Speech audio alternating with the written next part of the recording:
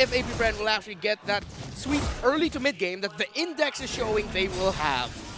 This is a very good combination coming in from AP Bren in terms of mobility. I wouldn't be surprised if like they pick it up in terms of the emblems to just go for the extra movement speed because they do have that already. So they'll try to prioritize their emblems more on the damage setup right now. But we're starting to see that, you know, they're just starting to build up a lot of those kinds of transitions, especially into the Little Wanderer, which AP Bren will be able to get. Who will get a higher KDA in this game? Ryzen or Kyle TZ? Comment your answer to the live stream chat with a hashtag SmartPowers MPLS12. And this is what we're talking about. Early to mid AP Bren, yes, but this is what you always look out for when you are playing up against a Kufra, a Martis, is that you just make sure that the Martis doesn't get the snowball. Any weird things about the emblems you guys notice? I mean, in terms of like the emblems, you have the triple tenacity, especially for the Brody.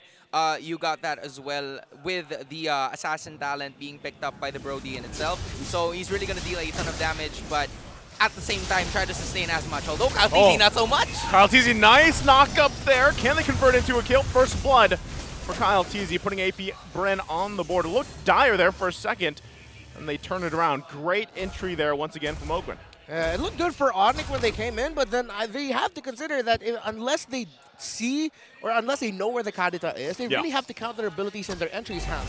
This is what was what Nisa was mentioning a while ago, right? You have the Mystic Gush, you also have the extra first skill that was available for them. So in terms of like the knockup coming in from Ogwen with the use of his Kadita, yes, he's not a squishy hero, or he's not a very tanky hero, but he can at least set up from a mile away, and that is what Onic needs to worry about, as the turtle is already spawned.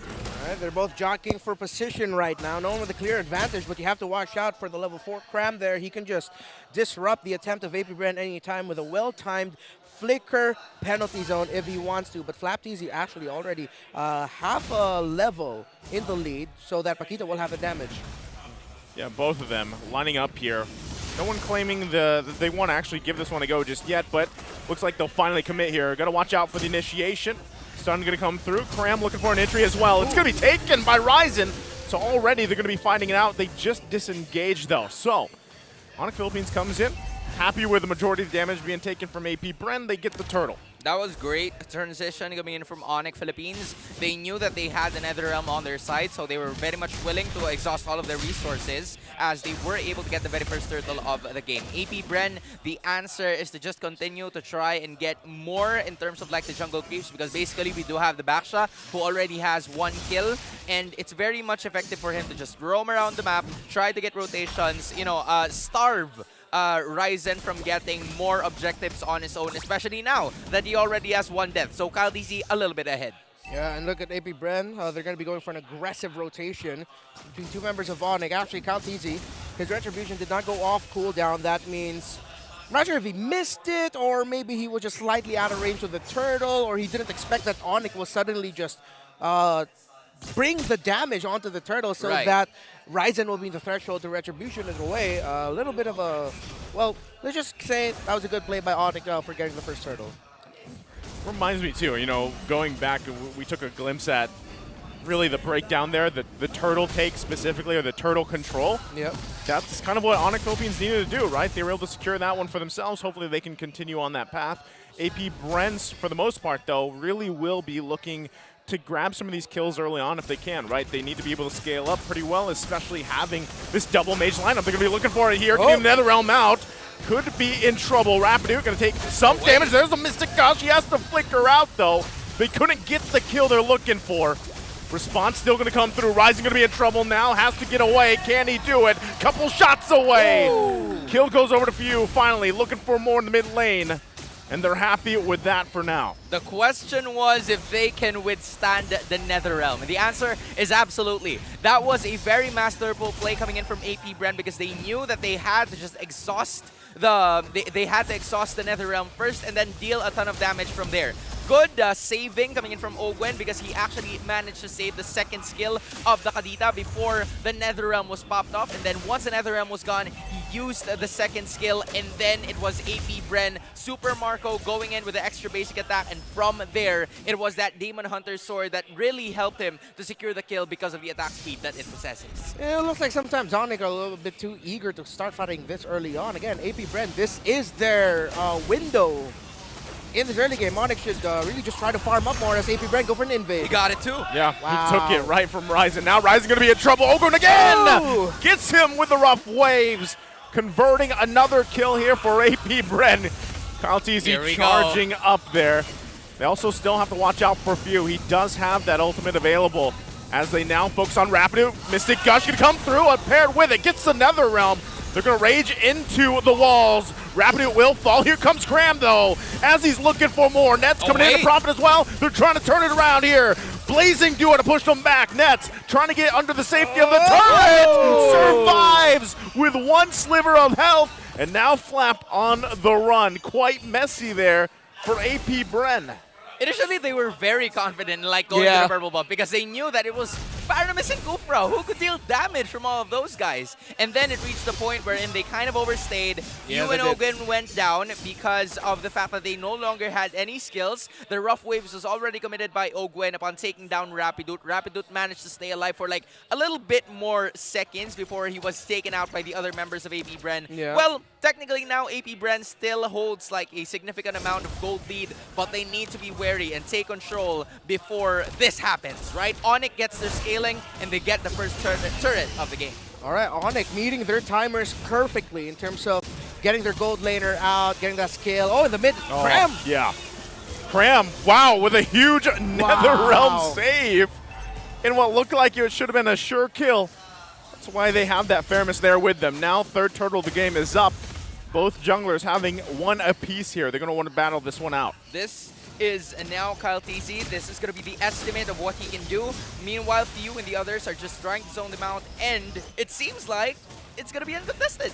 Yeah, good call by Onic. If they contested that anymore, it'll be way too much for them to handle. Who's going to get this purple buff? Kyle TZ? No, it's still going to go to the hands of Ryzen. Safe. Okay. Well, mind you, man. I mean, right now, it's like AP Bren just trying to control a bunch of the objectives, and you know, Onic is trying to make the necessary plays available to get themselves back in this game. However, AP Bren is always manning or putting at least a +1 up on their situation. Once they got the turtle, they also got the turret in exchange. In case, you know, Onic tries to go for the engage, that's the time where they take the kills. But if there's going to be no engage whatsoever, that's the opportunity for them to basically get the turret. So they have option A and option B. Very well orchestrated for the side of AP Bren.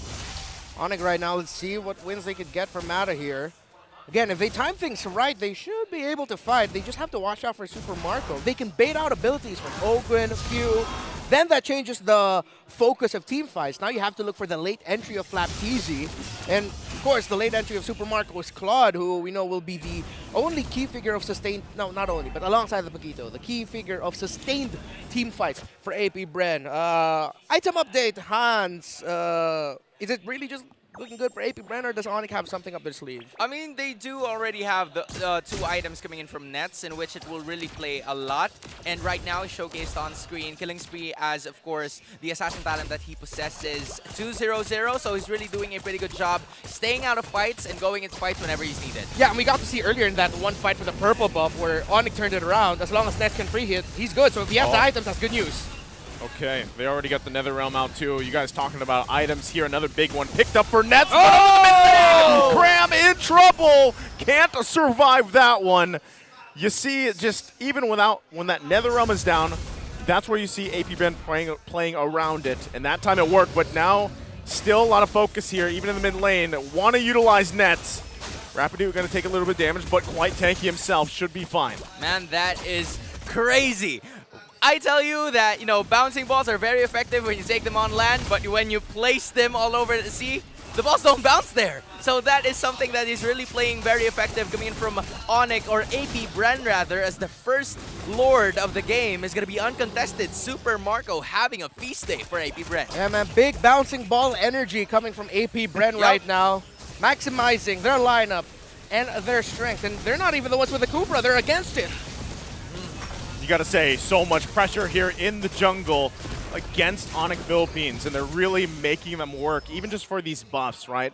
That's something that's kind of happened, and this was very apparent even back in the run for ISF for AP Bren, because they seem to have mastered this transition from that early to mid game, especially leading into the First Lord. And that's always where I feel like going up against AP Bren, teams have to find that challenge out. How do we maintain the early game? How do we get it so either we're toe-to-toe, if not have an advantage against AP Bren into the First Lord? Onic Philippines, unfortunately, was not able to do that. They should make quick work of this Lord, though. They are slowly but surely getting further and further away in terms of economy here, and that is the trouble part. Now they try to hold on. They hold on to the tier 2 for now. Unless they press the situation, it's better if they don't. They have a lot of ground to cover. Hans, what's the condition right now for Onic? How do they come back here? I mean, for Onic, you just have to just let Rapidoot do his thing, right? Rapidoot, for us, some time we've seen him try to unleash those Tyrant's Revenge and Rages, and you also have Escalera to just deal the necessary amount of sustain whenever it's needed. However, if you're starting to look at AP Bren, they're starting to build a commendable amount of gold lead. Almost an entirely full build already coming in from Super Marco. He has secured a bunch of items already with the Wind of Nature as a defensive mechanism.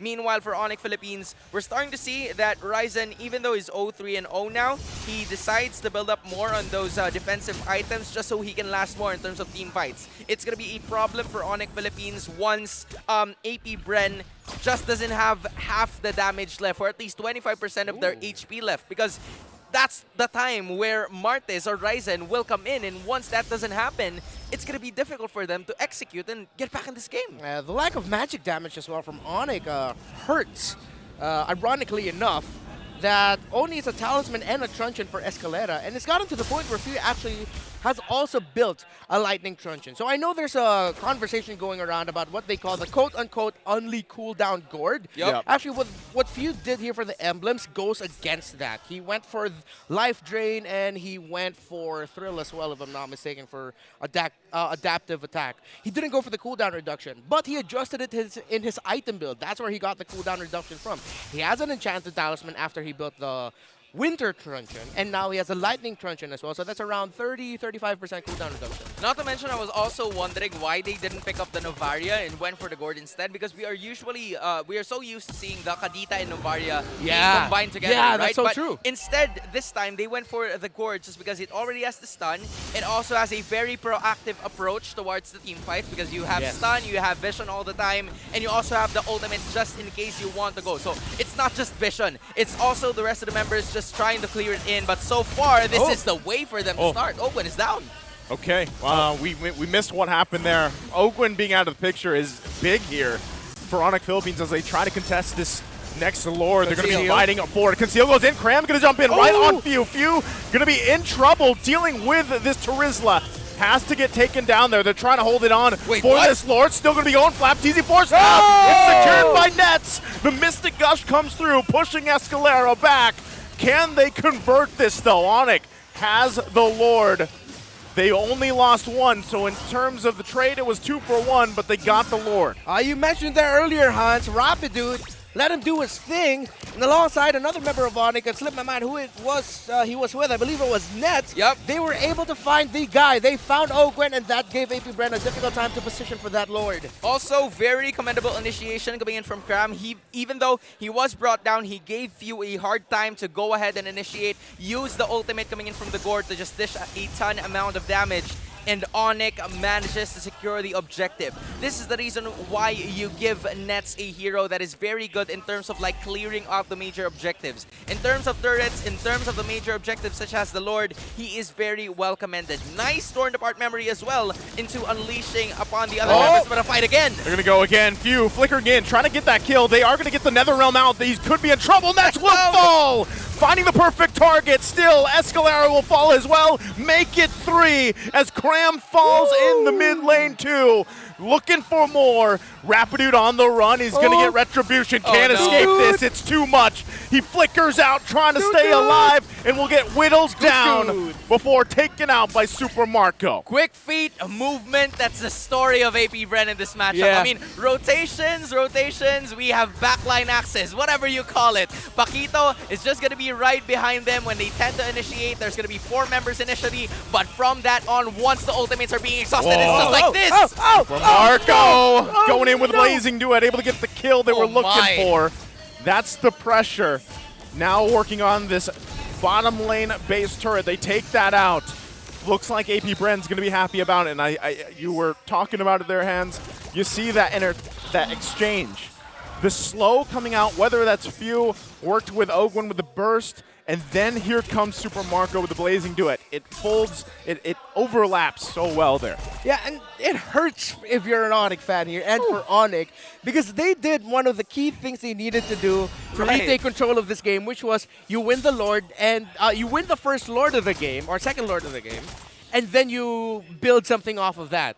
They were trying to find something in the mid lane, but then AP Bren just caught them off guard. You said feet work, Hans? Well, they did. AP Bren, some really great feet work, avoiding as well the entry of Rapidude. He ended up clapping the wall because of how well AP Bren avoided him.